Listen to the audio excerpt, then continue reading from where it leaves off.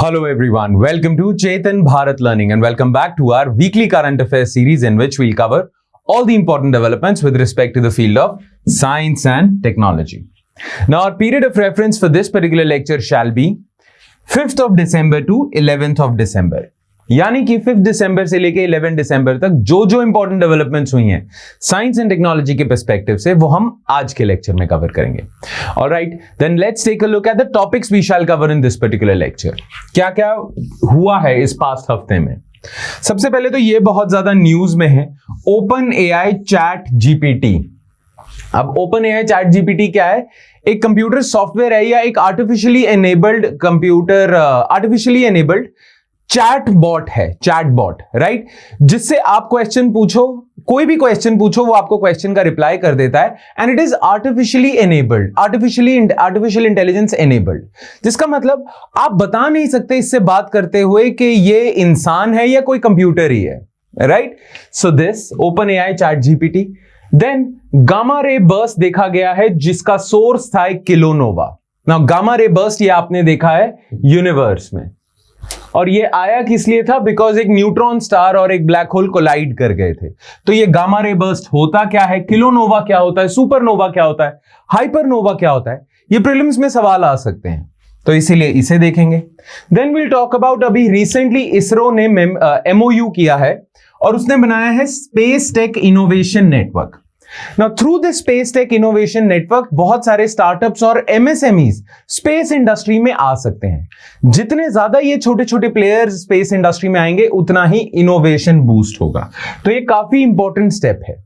Then telemedicine को लेके कुछ न्यूज में आया था. गवर्नमेंट ऑफ इंडिया का टेलीमेडिसिन इनिशिएटिव है ई संजीवनी. तो ये ई संजीवनी हेल्थ इनिशिएटिव क्या है, इससे क्या फायदे हो रहे हैं, क्या अभी तक फायदे हो चुके हैं, वो सब देखेंगे. देन अभी रिसेंटली आईआईटी मद्रास के कुछ साइंटिस्ट ने वेव्स की एनर्जी को यूज करके इलेक्ट्रिसिटी प्रोड्यूस करने का इंस्ट्रूमेंट बनाया है, का जनरेटर बनाया है. यानी कि रिन्यूएबल एनर्जी की हम बात करते हैं तो सोलर एनर्जी हो गई, विंड एनर्जी हो गई. अब वेव्स की एनर्जी को यूज करके आप इलेक्ट्रिसिटी बना सकते हो थ्रू दिस. और इन्होंने ये जो इंस्ट्रूमेंट बनाया इसका नाम भी रखा है सिंधुजा, तो इसके बारे में बात करेंगे. देन अभी रिसेंटली जगदीश चंद्र बोस जी की बर्थ एनिवर्सरी मनाई गई है, राइट. तो इसीलिए न्यूज में जगदीश चंद्र बोस आ गए हैं. तो इनकी क्या कंट्रीब्यूशन रही है इंडिया के साइंस फील्ड को लेके, इनकी क्या कंट्रीब्यूशन रही है और साइंस के अलावा भी, उसको देखेंगे क्योंकि उससे बहुत सारे सवाल बन सकते हैं प्रीलिम्स में. ऑलराइट, चलो फिर बिना किसी देरी के let's start with topic number 1, open AI chat GPT. Now open AI देखो एक कंपनी का नाम है, ठीक है. Open AI means open artificial intelligence. कभी इलॉन मस्क ने स्टार्ट की थी ये, अब तो इसके ज्यादा बड़े शेयर होल्डर माइक्रोसॉफ्ट वगैरह हैं. खैर, ये कंपनी है आर्टिफिशियल इंटेलिजेंस की और इन्होंने अभी एक स्टार्टअप किया है चैट जीपीटी जो बिल्कुल फ्री है. ये चैट जीपीटी क्या है? आप openai.chatgpt पे जाके देखो, वहां पे आप साइन अप करो और वहां पे आपके लिए ना एक चैट वाला बॉक्स खुल जाएगा. अब आप लाइफ में कोई भी क्वेश्चन पूछते हो तो ये जो रोबोट है, ये जो एआई एनेबल्ड मशीन है, ये आगे से अच्छा जवाब देती है, सही जवाब देती है, राइट ना. अभी तक तो कंप्यूटर्स ऐसे बन चुके थे जो जवाब सही देंगे, पर अभी तक ऐसी मशीन्स नहीं बनी थी जो ह्यूमन लाइक रिस्पॉन्स देंगी. जैसे कि आप इससे कोई पोयम लिखवा लो, कोई एसे लिखवा लो, कोई साइंटिफिक रिसर्च लिखवा लो, यहां तक कि कोड लिखवा लो, कंप्यूटर कोड. कोई भी ऐसी चीज है जो आप पूछना चाहते हो, जितने ही क्रिएटिव तरीके से पूछना चाहो वो आप इससे पूछ लेते हो और ये जवाब दे देता है. ठीक है, बहुत बड़ी रेवोल्यूशन रही है. किसी ने सवाल पूछा था कि इंटरनेशनल रिलेशंस का हाल ना शेक्सपियर की लैंग्वेज में बताओ, तो इसने शेक्सपियर की लैंग्वेज में इंटरनेशनल रिलेशंस का हाल बता दिया. ऐसी ऐसी चीजें ये कर पा रहा है, तो it's a very big revolution. ठीक है, और अभी तक ये फ्री रखा हुआ है chat GPT, but they are talking about monetising it as well future में. खैर, बस यही न्यूज में था. Last week open AI the company best known for DALL-E. ये डैली क्या है कि आप ना कुछ टेक्स्ट डालो. ये ओपन एआई का एक और सॉफ्टवेयर है डैली. इसमें क्या होगा, आप कोई टेक्स्ट डालो, आप बोलो कि I need to paint a sunset beach ऐसा कुछ, ठीक है, with Iron Man floating around, तो ये वो पेंट कर देगा। तो आप कमांड देते हो कि यार ये चीज पेंट कर दे और वो पेंट कर देता है, राइट। इमेज जनरेटर है, टेक्स्ट टू इमेज जनरेटर, ठीक है। इन्होंने ही रिलीज करा है chat GPT. Chat GPT is conversational AI and will answer queries just like a human would. Well, at least that's the promise and premise. ठीक है, बिल्कुल humans की तरह ही ये आंसर कर देगा। So one can ask Chat GPT for anything, tips on how to set up a birthday party. यार birthday party कैसे सेटअप करूं, ऐसे लिखना है, कुछ भी जो ह्यूमन बीइंग से आप सवाल पूछोगे ना वो इनसे पूछ लो, ये जवाब दे देंगे, right. The reason chat GPT has gone viral is because the kind of response it gives being seen as a replacement for much of the daily mundane writing from an email to even colleague style essays. ना ये इतना hype क्यों इसकी आ गई है? Well, इसे बहुत सारे लोग ना यूज करने की सोच रहे हैं बहुत अलग अलग तरीके से। जैसे स्टूडेंट्स को होमवर्क मिलता है, वो इसमें टाइप कर देंगे, सारा वो लिख के दे देगा। किसी को होमवर्क मिला है कि एस्से लिख के आओ इस टॉपिक पे, वो टाइप कर देंगे, ये एस्से लिख के दे देगा, राइट। ईमेल किसी को ड्राफ्ट करनी है, काम पे कुछ करना है, सब इधर से हो जाता है, ठीक है। नाउ चैट जीपीटी है क्या? देखो इसका फुल फॉर्म क्या है, जेनरेशनल प्री ट्रेन्ड, ठीक है। प्री ट्रेन 3.5 है, ये 3.5 सीरीज का है। चलो फिर भी देख लेते हैं। Open AI description, chat GPT can answer follow up questions and can also admit it's mistake, challenge incorrect premise and reject inappropriate request. ये ह्यूमन लाइक रिस्पॉन्स है कि आप इससे कोई क्वेश्चन पूछो, ये फॉलो अप क्वेश्चन पूछेगा। अगर ये कोई जवाब में इसकी गलती होती है और आप फीडबैक देते हो तो ये उससे सीख लेता है, राइट। इसीलिए ना इसको कहते हैं कि it works on reinforcement learning from human feedback model, कि ये जो मॉडल है, ये जो चैट जीपीटी है, ह्यूमन फीडबैक के हिसाब से अपना आंसर अपडेट करता है। तो दिस इज वाकई एआई, ठीक है। अच्छा, it stands for generative pre train transformer, और ये इनकी सीरीज का 3.5 वर्जन है। मतलब इन्होंने जीपीटी 1 निकाला होगा, 2 निकाला होगा, 3.5 वगैरह ऐसे, clear. Currently, it is open in beta form to all users. One can go to OpenAI website and sign up to try out ChatGPT. OpenAI uses Microsoft Azure's cloud infrastructure to run these models. देखो, या तो आप इस software को download करो, खुद use करो, या तो आप किसी वेबसाइट पे जाओ, वहां पे आप इसे यूज कर सकते हो। इसे क्लाउड कंप्यूटिंग कहते हैं। तो इसका क्लाउड कंप्यूटिंग का इंफ्रास्ट्रक्चर माइक्रोसॉफ्ट दे रहा है। माइक्रोसॉफ्ट डोमिनेंट शेयर होल्डर है इस कंपनी में। Interestingly, ChatGPT has been trained to decline inappropriate request. इसकी ट्रेनिंग भी ऐसे हुई है कि अगर आप कोई गलत सवाल, कोई इमोरल सवाल, इनअप्रोप्रिएट चीजें अगर आप पूछते हो तो ये मना कर देता है, राइट। इलीगल चीजें पूछते हो, how to make a bomb, ऐसे पूछ लेते हो तो ये मना कर देगा।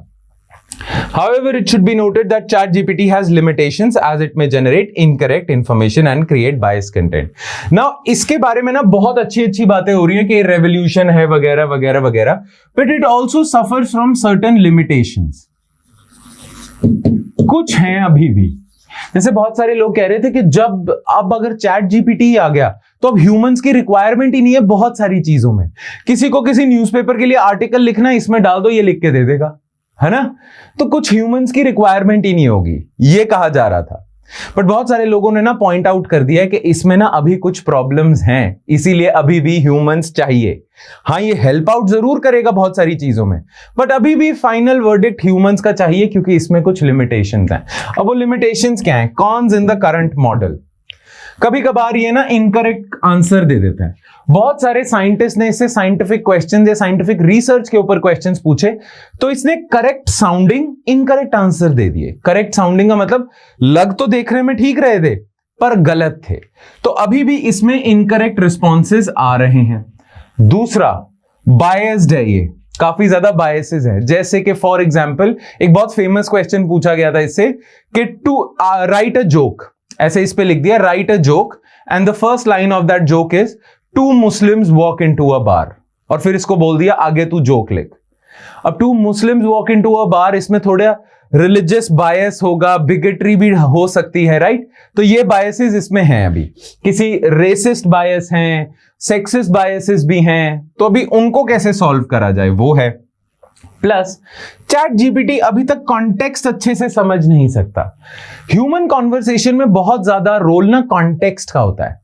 चैट जीपीटी अभी उस लेवल तक नहीं पहुंचा है, ठीक है ना। एक चीज मैं आपको अभी बता दूं कि आर्टिफिशियल इंटेलिजेंस ना एक बहुत बड़ी फील्ड है, ठीक है। चैट जीपीटी ना आर्टिफिशियल इंटेलिजेंस की बहुत बड़ी फील्ड का एक छोटा सा कंपोनेंट को सॉल्व कर रहा है।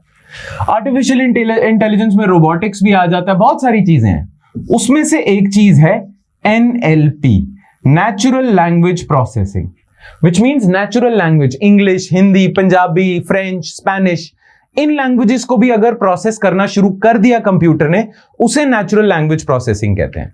तो आर्टिफिशियल इंटेलिजेंस की ये एक फील्ड है, चैट जीपीटी इस फील्ड का हिस्सा है, ठीक है। आर्टिफिशियल इंटेलिजेंस बहुत सारी चीजें कवर करता है, उसमें से एक चीज है NLP। NLP के लिए है चैट जीपीटी, और अभी भी परफेक्ट नहीं है, ये प्रॉब्लम्स हैं उसमें। ऑलराइट, बस तो ये बहुत रेवोल्यूशनरी सी न्यूज थी एआई को लेके। तो एआई पे कभी आपको कोई सवाल आ जाता है तो you can coat this example, ठीक है। चलो, now can these models replace humans, ये वही क्वेश्चन है, और ये क्वेश्चन मेंस में भी आ सकता है कि क्या current development in artificial intelligence replace human mind. तो अभी तक नहीं हुआ है। इवन नैरो से नैरो एआई फील्ड जैसे कि NLP, नेचुरल लैंग्वेज प्रोसेसिंग, उसमें भी अभी तक आप कुछ ऐसा नहीं बना पाए हो कि ह्यूमंस को कंप्लीटली रिप्लेस कर दो।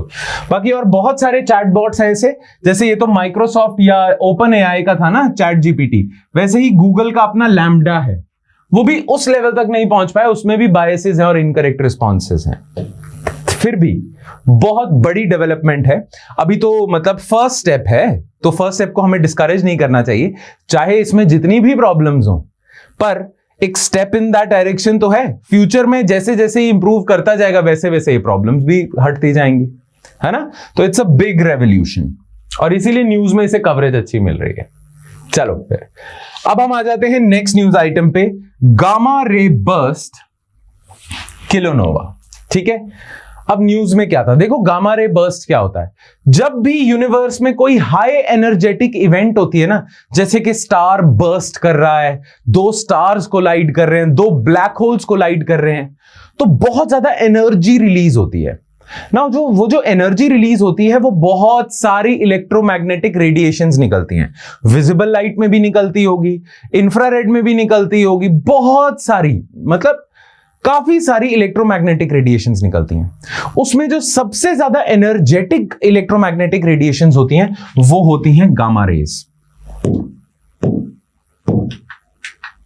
वो होती हैं गामा रेज। एक सेकेंड,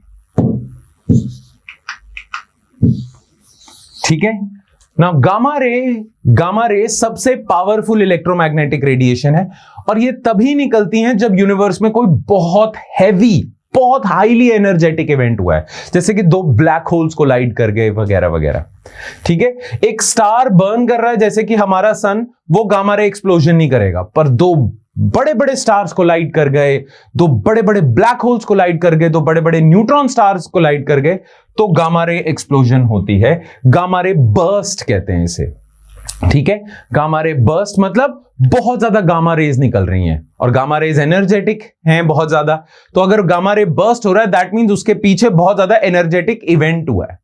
क्लियर ना। अभी रिसेंटली जो गामा रे बर्स्ट देखा गया है that was because of a kilonova.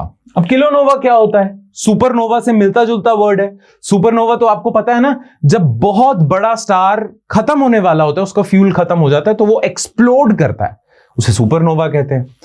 तो सुपरनोवा और किलोनोवा में क्या फर्क है। और एक और टर्म है कॉल्ड हाइपरनोवा, वो क्या होता है। क्लियर, ये सारी चीजें हम देखेंगे। खैर पहले गामा रे बर्स्ट के बारे में जान लेते हैं। The flash of light or gamma ray burst was witnessed whose source was found to be a kilonova. Kilonova explosions takes place during the merger of two neutron stars or a neutron star and a black hole releasing gamma ray burst. ठीक है, तो देखो gamma ray burst जो होता है ना, वो बहुत सारे रीजंस की वजह से हो सकता है। उसमें से एक रीजन होता है किलोनोवा, और किलोनोवा होता है बहुत सारे रीजंस की वजह से, या तो दो न्यूट्रॉन स्टार कोलाइड कर जाए, या एक ब्लैक होल और न्यूट्रॉन स्टार कोलाइड कर जाए। ये बहुत एनर्जेटिक इवेंट होता है, इसे किलोनोवा कहते हैं, जिससे गामा रे बर्स्ट निकलता है। खैर गामा रे बर्स्ट सुपरनोवा से भी निकलता है और हाइपरनोवा से भी निकलता है।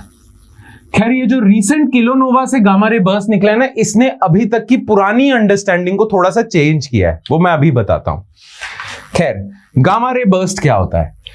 GRBs are immensely energetic explosions that have been observed in distant galaxies. They are the most energetic. Most energetic is important. And luminous. बहुत ज्यादा निकलती हैं electromagnetic radiations since the Big Bang. Bursts can last from 10 milliseconds to several hours. तो ये जो burst की duration है, ये कुछ मिलीसेकेंड से लेके कई घंटों तक चल सकती हैं. इसी बेसिस पे आपने गामा रे बर्स्ट को ना दो पार्ट्स में डिवाइड किया हुआ है. एक होते हैं long duration gamma ray burst, जिनका ड्यूरेशन होता है 2 seconds to a few minutes. So 2 second से लेके कुछ मिनटों तक लॉन्ग ड्यूरेशन है, और शॉर्ट ड्यूरेशन कुछ मिली सेकेंड से लेके 2 सेकंड तक. ठीक है. अब अभी तक की हमारी कन्वेंशनल अंडरस्टैंडिंग थी कि long duration gamma ray burst होते हैं बिकॉज ऑफ अ सुपरनोवा, और short duration gamma ray burst होते हैं बिकॉज ऑफ किलोनोवा. क्योंकि सुपरनोवा जो होता है ना, नाम से ही पता चल रहा है, जो सुपरनोवा होगा that is more energetic than a kilonova. ये याद रखना, ज्यादा एनर्जी इसमें रिलीज होती है, और क्योंकि ज्यादा एनर्जी इसमें रिलीज होती है, इसीलिए इनका जो गामा रे बर्स्ट होता है वो लॉन्ग ड्यूरेशन होता है. इसमें कम एनर्जी निकलती है, इसलिए इनका gamma ray burst short duration होता है. पर अभी प्रॉब्लम पता क्या हुई है? अभी आपने ना डिटेक्ट करी है गामा रे बर्स्ट जो लॉन्ग ड्यूरेशन थी, तो सबने सोचा होगा कि ये किसी सुपरनोवा की वजह से हुई थी. पर साइंटिस्ट ने एक्चुअली फाइंड आउट किया तो पता चला कि ये जो long duration gamma ray burst हुई है, ये किलोनोवा की वजह से हुई है. तो अभी तक आपकी अंडरस्टैंडिंग थी कि ये शॉर्ट ड्यूरेशन करेगा या लॉन्ग ड्यूरेशन, बट अभी रीसेंट डिस्कवरी ने बताया है कि किलोनोवा से भी लॉन्ग ड्यूरेशन हो सकती है गामा रे बर्स्ट. क्लियर? ठीक है. अब डेफिनेशंस कर लेते हैं सुपरनोवा, किलोनोवा वगैरह की. Supernova is what happens when a star has reached the end of its life and explodes in a brilliant burst of light. इसका प्लूरल फॉर्म है सुपरनोवे, और इसका शॉर्ट फॉर्म होता है ये. किलोनोवा कब होता है? किलोनोवा का एक और नाम है, याद रखना, मैक्रोनोवा. is a transient astronomical event that occurs in a compact binary system. Binary system मतलब दो स्टार्स एक दूसरे को रोटेट कर रहे हैं, एक दूसरे के अराउंड रिवॉल्व कर रहे हैं. ठीक है. तो दो स्टार्स एक दूसरे के अराउंड घूम रहे हैं, उसे बाइनरी सिस्टम कहते हैं. घूमते घूमते घूमते घूमते एक दूसरे के पास आते जाते हैं और कोलाइड कर जाते हैं. यह होता है दो न्यूट्रॉन स्टार की कोलिजन. कभी कभार एक ब्लैक होल और एक न्यूट्रॉन स्टार आपस में घूम रहे होते हैं और घूमते घूमते एक दूसरे के पास आते जाते हैं, वो भी एक बाइनरी सिस्टम होता है, और कोलाइड कर जाते हैं. इन दोनों की वजह से निकलता होता है किलोनोवा, जिससे गामा रे बर्स्ट निकलता है. ठीक है. अच्छा, एक और टर्म होता है हाइपरनोवा. हाइपरनोवा में क्या होता है? It is a very energetic supernova, मतलब ये सुपरनोवा से भी ज्यादा एनर्जेटिक है. Thought to result from an extreme core collapse scenario. ये देखो, सुपरनोवा जो हाइपरनोवा है ना, वो सुपरनोवा का एडवांस्ड वर्जन ही है. यानी कि सुपरनोवा बहुत ज्यादा हाईली एनर्जेटिक होगा तो हाइपरनोवा होगा. सुपरनोवा कब होता है? जब एक स्टार खत्म होने वाला होता है, बहुत मैसिव एक्सप्लोजन होती है उसकी, राइट. हाइपरनोवा क्या होगा? खत्म होने वाला है स्टार, और सुपरनोवा से भी ज्यादा बड़ी मैसिव एक्सप्लोजन होती है, और उसके बाद वो एक बहुत ही स्ट्रॉन्ग ब्लैक होल बन जाता है. देखो, स्टार ना जब सुपरनोवा करता है उसके बाद वो ब्लैक होल बन जाता है. ठीक है. स्टार जब हाइपरनोवा करता है तो वो भी एक ब्लैक होल बनता है, पर उस ब्लैक होल के अराउंड एनर्जी बहुत ज्यादा निकल रही होती है, राइट. जैसे कि आप यहां देखना,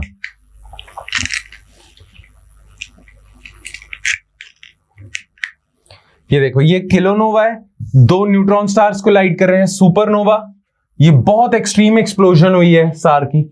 हाइपरनोवा, ये बहुत एक्सट्रीम एक्सप्लोजन हुई है, पर इसके टॉप एंड और लोअर एंड से रेज निकलेंगे, बहुत ज्यादा हाईली एनर्जेटिक बर्स्ट निकलेंगे. ठीक है. तो सुपरनोवा में ऐसे एक्सप्लोड हो रहा है, हाइपरनोवा में भी ऐसे एक्सप्लोड हो रहा है, पर टॉप, सर पे और पैर से बहुत ज्यादा बर्स्ट निकलेंगे एक, क्योंकि बहुत हाईली एनर्जेटिक है. खैर, आपको ये याद रखना है किलोनोवा किस लिए होता है, सुपरनोवा किस लिए होता है, और सुपरनोवा का ज्यादा एडवांस वर्जन है हाइपरनोवा. तो इस बेसिस पे हम कह सकते हैं ज्यादा एनर्जी, सबसे ज्यादा एनर्जी या सबसे खतरनाक गामा रे बर्स्ट हाइपर से होती है, फिर सुपर, और फिर किलो. ठीक है. चलो, Why the recent events is significant? मैंने आपको बता ही दिया कि अभी तक सोचा ये जा रहा था कि kilonova short duration gamma ray burst करेगा, पर रीसेंट डिस्कवरी ने बताया कि kilonova long duration gamma ray burst भी कर सकता है. बस यही इंपॉर्टेंट डिस्कवरी है. कन्वेंशनल विजडम को तोड़ दिया है इसने। ऑलराइट, चलो नेक्स्ट न्यूज आइटम पे आते हैं, which is space tech innovation network. ये इसरो का, ये इसमें कुछ ज्यादा अंडरस्टैंड करने वाला नहीं है, ये कुछ एक बस रटने वाली न्यूज है, पर मेंस के पर्सपेक्टिव से इंपॉर्टेंट है, इसलिए इसकी बस इसमें एक्सप्लेनेशन रिक्वायर्ड नहीं है इतनी, बस इसमें कुछ पॉइंट्स रटने वाले हैं, वो देख लेते हैं हम। ठीक है, तो न्यूज में क्या था, ISRO has signed an MOU, memorandum of understanding, with social alpha, a multi-stage innovation, curation and venture development platform for science and technology startups to launch Space Tech Innovation Network. देखो जो सोशल अल्फा है ना, ये startups को एक platform देता है ना। इसरो ने इनके साथ MOU किया है ताकि स्पेस बेस्ड स्टार्टअप्स को एक प्लेटफॉर्म मिल जाए, राइट। तो उसका नाम है स्पेस टेक इनोवेशन नेटवर्क, वो जो प्लेटफॉर्म बनाया इन्होंने। अब ये क्या है, SPIN is India's first dedicated platform for innovation, curation and venture development, startup development for the burgeoning space entrepreneurial ecosystem. Startups बढ़ते जा रहे हैं, entrepreneurship बढ़ती जा रही है। It is a one of a kind PPP for startups and SMEs. SME stands for small and medium enterprises in the space industry. The SPIN platform would create a level playing field for various stakeholders to collaborate and contribute to the space ecosystem in the country. Now, SPIN will primarily focus on facilitating space entrepreneurs in these three distinct categories. तो जो आप space based industries और startups को boost देना चाहते हो ना, basically इन 3 areas में देना चाहते हो। एक तो geospatial technologies and downstream applications।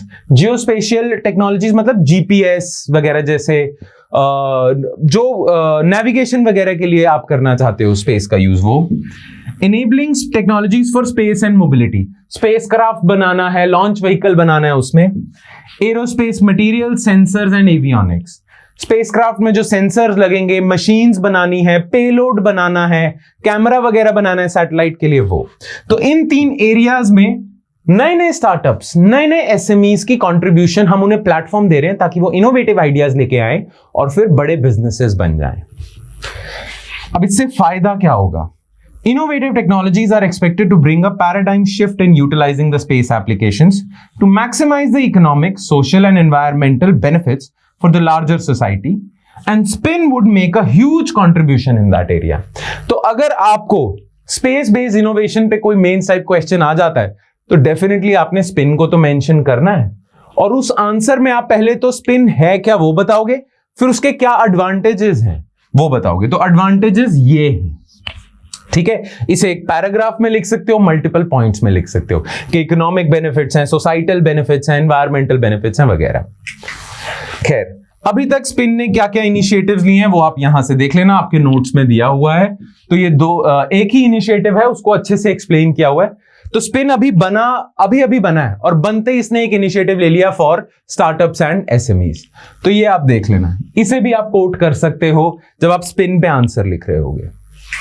खैर, अब हम नेक्स्ट न्यूज आइटम पे आ जाते हैं, which is eSanjeevani health initiative. Now eSanjeevani क्या है? ये इंडिया की टेलीमेडिसिन सर्विस है। ना टेलीमेडिसिन क्या होता है? देखो, बहुत सारे रिमोट एरियाज में लोग जो रहते हैं उनके पास मेडिकल सर्विसेज का एक्सेस नहीं होता, डॉक्टर्स ही नहीं होते आसपास, पर सबके पास अब स्मार्टफोन्स पहुंच चुके हैं। तो अगर डॉक्टर से आप वीडियो कॉन्फ्रेंस के थ्रू अपनी बात कर सको, कंसल्टेशन कर सको, उनको अपने सिम्टम्स बता सको और वो आपके डिजीज को डायग्नोस करके दवाई प्रिस्क्राइब कर दें, राइट, बिना डॉक्टर के पास गए आप डॉक्टर की सर्विसेज अवेल कर सकते हो वीडियो चैट पे, वीडियो कॉन्फ्रेंस वगैरह पे, उसे टेलीमेडिसिन कहते हैं। ना कोविड के दौरान जब लॉकडाउन लगा हुआ था, सारे अपने घर थे, तब गवर्नमेंट ऑफ इंडिया नहीं चाहती थी कि इस लॉकडाउन की वजह से लोगों को मेडिकल सर्विसेज का एक्सेस ना मिले, इसीलिए उस समय गवर्नमेंट ऑफ इंडिया ने टेलीमेडिसिन पे तो बहुत ज्यादा फोकस किया कि चलो लोग डॉक्टर के पास नहीं जा सकते बिकॉज लॉकडाउन लगा हुआ है, पर टेलीमेडिसिन तो उनके पास आ सकती है, राइट। और उसी के लिए उन्होंने इनिशिएटिव लॉन्च किया ई-संजीवनी। और ई-संजीवनी आपका जो इनिशिएटिव है, it is under Ayushman Bharat digital mission, ठीक है। तो आयुष्मान भारत डिजिटल मिशन के अंडर है ना। इससे रिलेटेड आर्टिकल ये आया था कि इसकी सक्सेस के ऊपर आर्टिकल आया था कि इससे कितने लोगों का फायदा हुआ है, कितनी कंसल्टेशंस हुई हैं, तो ये न्यूज में था। पर फिर क्योंकि ई संजीवनी न्यूज में आ गया तो हमें पूरी डिटेल में पता होना चाहिए ई संजीवनी क्या है, तो हम उस पे आते हैं। Recently, National Telemedicine Service of India e-संजीवनी achieved 8 crore टेलीकंसल्टेशंस, यानी कि 8 करोड़ डॉक्टर से अपॉइंटमेंट्स या डॉक्टर से कंसल्टेशंस हुई हैं. It surpassed records by registering 1 crore consultations in approximately 5 weeks. 5 हफ्तों में ही 1 करोड़ कंसल्टेशन हुई है. तो इससे पता चलता है इससे लोगों को कितना ज्यादा फायदा हुआ है. ये जो 1 करोड़ लोग हैं, ये जो 8 करोड़ लोग हैं, ये डॉक्टर के पास नहीं पहुंच पा रहे थे, इसीलिए तो इन्होंने टेलीमेडिसिन का रास्ता अपनाया. सोचो अगर टेलीमेडिसिन भी ना होती तो इन लोगों के पास मेडिकल सर्विसेज ही ना पहुंचती. तो टेलीमेडिसिन से कम 8 करोड़ लोगों का फायदा हुआ है. This is a good thing. अब ई संजीवनी क्या है? It is a national doctor to doctor telemedicine service that strives to provide an alternative to conventional physical consultations via digital platform. E Sanjeevani is a part of Ayushman Bharat digital health mission and more than 45,000 आभा IDs. देखो, अगर आप Ayushman Bharat digital mission join करते हो तो आपकी एक ID बनेगी, पेशेंट आईडी, राइट? तो आभा ID have been generated by e Sanjeevani applications. Leading 10 states for the usages. 10 ऐसी स्टेट्स हैं जहां पे टेलीमेडिसिन थ्रू ई संजीवनी बहुत ज्यादा हुई है. वो ये 10 स्टेट्स हैं, राइट? अब ई संजीवनी के 2 कॉन्स्टिट्यूएंट्स हैं, 2 चीजें हैं. एक है Ayushman Bharat health and wellness centres. इसमें पता क्या है, हर स्टेट में ना बहुत सारे ये बना दिए जाएंगे health and wellness centres. Ayushman Bharat health and wellness centres बहुत सारे होंगे, हर गांव में, हर 4-5 गांव में. अच्छा, एक एरिया में अगर कोई मल्टी स्पेशलिटी बहुत बड़ा हॉस्पिटल है ना, तो उस एरिया के जितने भी ABHWCs हैं वो उससे कनेक्टेड होंगे. तो हब एंड स्पोक मॉडल पे ये चलता है कि मान लो एक डिस्ट्रिक्ट में ना एक ही बहुत बड़ा हॉस्पिटल है, ठीक है? अब वो हो गया हब, और वो जो हब है उस डिस्ट्रिक्ट में बहुत सारे ABHWCs बनाए जाएंगे टेलीमेडिसिन के लिए. तो वो उस सुपर स्पेशलिटी हॉस्पिटल से कनेक्टेड होंगे. तो इस हेल्थ एंड वेलनेस सेंटर में आप जाओगे या हेल्थ एंड वेलनेस सेंटर में लॉग इन करोगे, वो आपको कनेक्ट कर देगा आपके एरिया के सबसे बड़े हॉस्पिटल से, राइट? तो ये पूरा सिस्टम है, इसका बस याद रखना, it works on hub and spoke model. और दूसरा है ई संजीवनी OPD. आप आभा ऐप डाउनलोड करते हो, उसमें आपको कोई कंसल्टेशन करनी है कि पेट खराब है, कोई दर्द है, कुछ प्रॉब्लम है, तो आप बस जाते हो, लॉग इन करते हो, पेशेंट आईडी डालते हो, अपनी आभा आईडी, और बस उससे आपको किसी डॉक्टर के साथ मैच कर दिया जाता है और आप कंसल्ट कर लेते हो. ऐसा बहुत सारा चल रहा है. मतलब ये एक तरह से प्लेटफॉर्म इकोनॉमी ही है. आप सोचो, जैसे आप उबर बुक कराते हो, बहुत सारे राइडर्स होते हैं और आप होते हो कस्टमर्स, वैसे ही बहुत सारे डॉक्टर्स होंगे और पेशेंट्स होंगे, है ना? वैसा ही सिस्टम है ये. Now Ayushman Bharat digital mission क्या है? ठीक है, क्योंकि ई संजीवनी न्यूज में आ गया, और ई संजीवनी किसका पार्ट है? Ayushman Bharat digital mission. तो आयुष्मान भारत डिजिटल मिशन के बारे में कुछ पॉइंट्स आपको पता होने चाहिए कि लॉन्च कब हुआ है, इसके क्या एम्स हैं, व्हाट इट कंसिस्ट ऑफ. तो वो आप नोट्स में से देख लेना. ऑलराइट, नाउ हम आ जाते हैं नेक्स्ट न्यूज आइटम पे, which is about ocean wave energy converter. देखो, ओशन वेव एनर्जी कन्वर्टर क्या है कि वेव एनर्जी को यूज करके आप बना रहे हो इलेक्ट्रिसिटी या इलेक्ट्रिकल एनर्जी, और ये कारनामा पॉसिबल करा है IIT मद्रास के साइंटिस्ट ने. IIT मद्रास के साइंटिस्ट ने एक जनरेटर बनाया है. उस जनरेटर का नाम है सिंधुजा 1, और भी बनाएंगे इसलिए 1 नाम रखा है, और वो कुछ ऐसा दिखता है. ठीक है, इसमें क्या होता है, वेव की एनर्जी को यूज करके आप इलेक्ट्रिकल एनर्जी बना रहे हो. तो रिन्यूएबल एनर्जी का एक और सोर्स बनाया है. हम चाहते हैं ना कि हम non fossil fuel based energy produce करें, इलेक्ट्रिसिटी प्रोड्यूस करें. तो उस डायरेक्शन में ये हमारे साइंटिस्ट ने हमें एक रास्ता दिखाया है. That is wave energy. Ocean में वेव्स तो अपने आप चल रही हैं, उससे इलेक्ट्रिकल एनर्जी प्रोड्यूस की जाए. ना ये सिस्टम पता है कैसे काम करता है? देखो, ये जो येलो सा पोर्शन आप देख रहे हो, ये एक बलून लाइक स्ट्रक्चर होता है जिसको हम कहते हैं बॉय. ये फ्लोट करता रहेगा, ठीक है? अच्छा, इसमें ये जो ट्यूब आपको दिख रही है, ये ट्यूब ना नीचे तक जा रही है और सी बेड तक टच है. ठीक है, तो हो क्या रहा है, ये ट्यूब है, ये ट्यूब बहुत लंबी है और ये सी बेड में गड़ी हुई है. क्लियर? सी बेड में ये ट्यूब गड़ी हुई है, इसलिए ये ट्यूब फिक्स्ड है. पर ये जो फ्लोटिंग चीज है, ये वेव के साथ ना ऊपर नीचे होता रहेगा. जैसी वेव आएगी ये बलून ऊपर हो जाएगा इस ट्यूब में, जैसी वेव जाएगी ये नीचे हो जाएगा. राइट? तो ये ट्यूब फिक्स रहेगी और ये जो बॉय है, ये जो बलून है, ये ऊपर नीचे होगा विद वेव. अब जैसे ये ऊपर नीचे होगा तो इस ट्यूब में ना एक टरबाइन सी होगी। तो जैसे ये बॉय ऊपर नीचे होगा ये उसे घुमाता जाएगा, और जैसे ही ये इसे घुमाता जाएगा तो उससे आप इलेक्ट्रिकल एनर्जी प्रोड्यूस करोगे। और इलेक्ट्रिकल एनर्जी ऐसी प्रोड्यूस होती है ना, डैम से हाइड्रो इलेक्ट्रिसिटी में क्या होता है, पानी को बहुत जोर से आप फ्लो करवाते हो एक टरबाइन से, टरबाइन घूमती है और एनर्जी इलेक्ट्रिसिटी प्रोड्यूस होती है। इसमें भी बस वेव के ऊपर नीचे होने से एक तरह से माइक्रो टरबाइन ये मूव करवाएगा, मतलब घुमाएगा और इलेक्ट्रिसिटी प्रोड्यूस होगी। तो इसके ना 3 पार्ट्स हैं बेसिकली। बॉय है ये फ्लोटिंग सी चीज, ये जो ट्यूब है इसे कहते हैं स्पार, और बॉय और स्पार के रिलेटिव मोशन की वजह से कि स्पार तो खड़ा हुआ है, बॉय ऊपर नीचे हो रहा है, तो उससे जो टरबाइन घूम रही है उस टरबाइन से इलेक्ट्रिसिटी प्रोड्यूस हो सके उसके लिए एक इलेक्ट्रिक मॉड्यूल। अब एक बॉय से तो बहुत कम एनर्जी निकलेगी, पर सोचो अगर हम इस पूरे कोस्ट के पास बहुत सारे ऐसे बॉयज लगा दें तो बहुत ज्यादा इलेक्ट्रिसिटी प्रोड्यूस कर सकते हैं। तो इसीलिए आईआईटी मद्रास के साइंटिस्ट ने बहुत बड़ी अचीवमेंट दिखाई है। क्लियर? तो ये न्यूज में है, इसे हम कहते हैं ओशन वेव एनर्जी कन्वर्टर, और इसका नाम रखा हुआ है इन्होंने सिंधुजा 1। ठीक है, और बहुत सारे निकालेंगे। अब ये काम कैसे करता है सिंधुजा 1, ये मैंने आपको बता दिया, यही आपके नोट्स में आपको मिल जाएगा कि एक बॉय है, ठीक है, स्पार है और एक इलेक्ट्रिकल मॉड्यूल है। अब स्पार और बॉय के रिलेटिव मोशन से टरबाइन सी घूमती है जिससे इलेक्ट्रिकल मॉड्यूल इलेक्ट्रिसिटी प्रोड्यूस करता है। ये देखो, boy moves up and down as the wave moves up and down. ठीक है, तो ये सारा सिस्टम है, रिलेटिव मोशन को यूज किया जा रहा है जिससे टरबाइन रोटेट हो रही है। इसकी सिग्निफिकेंस क्या होगी? वेल, बहुत सारी सिग्निफिकेंस है, पर उस बहुत सारी सिग्निफिकेंस को अच्छे प्रॉपर क्रिस्टलाइज्ड पॉइंट्स में लिखना है, राइट? तो वो आपके नोट्स में दिया हुआ है। पर आप जानते हो कि सिग्निफिकेंस इसकी क्या ही हो सकती है। मेजरली 2-3 पॉइंट्स हैं, उन 2-3 पॉइंट्स को आप एक्सपैंड करके 8-10 पॉइंट्स कर सकते हो।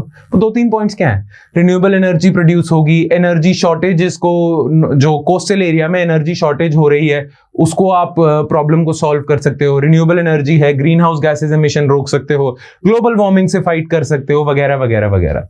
तो वही सारा इधर दिया हुआ है। Alright, make sense? चलो नेक्स्ट है scientist of the week, Jagdish Chandra Bose. अब ये न्यूज में क्यों थे?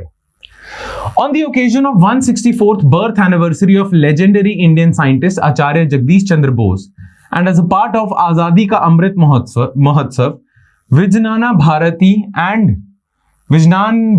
and Ministry of Culture, Government of India organized an international conference on the contribution of J.C. Bose, a Satyagrahi scientist. तो इन्होंने कॉन्फ्रेंस ऑर्गेनाइज करी थी, 2 दिन का इवेंट था जिसमें इनकी कॉन्ट्रीब्यूशंस डिस्प्ले हो रही हैं, लेक्चर्स लिए जा रहे हैं कि इन्होंने क्या क्या करा है देश के लिए।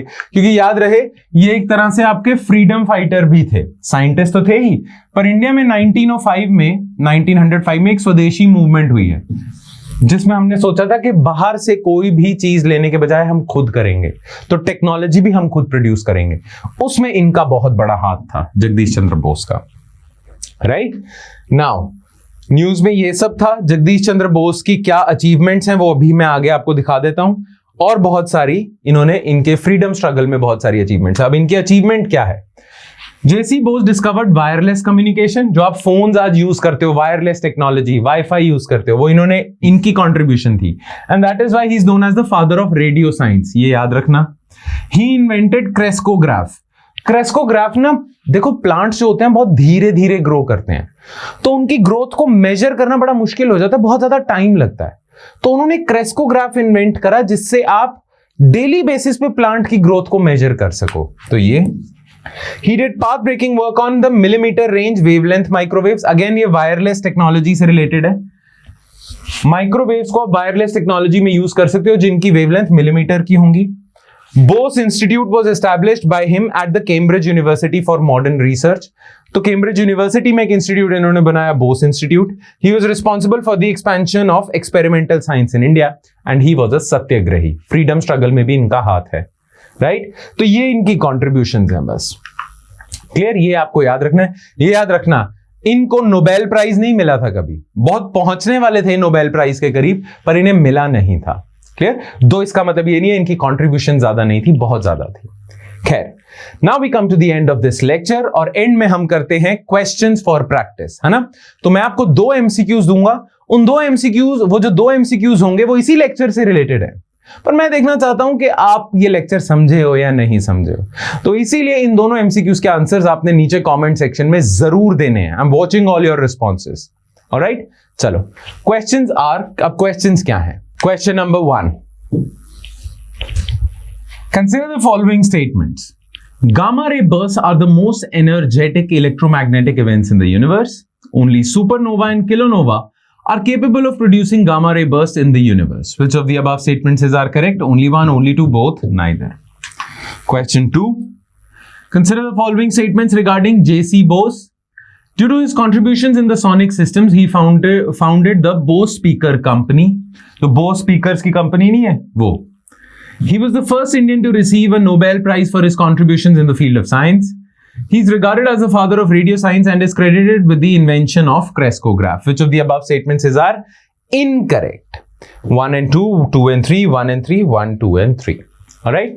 And with that, we come to an end of this lecture. Thank you so much for watching, guys, and I hope it added some value to your preparation. Baki, if you have any doubts, you are free to ask us those doubts. We'll be happy to entertain them all. Alright then, that's it from my side, guys. I'll see you next time with more stuff. Thank you.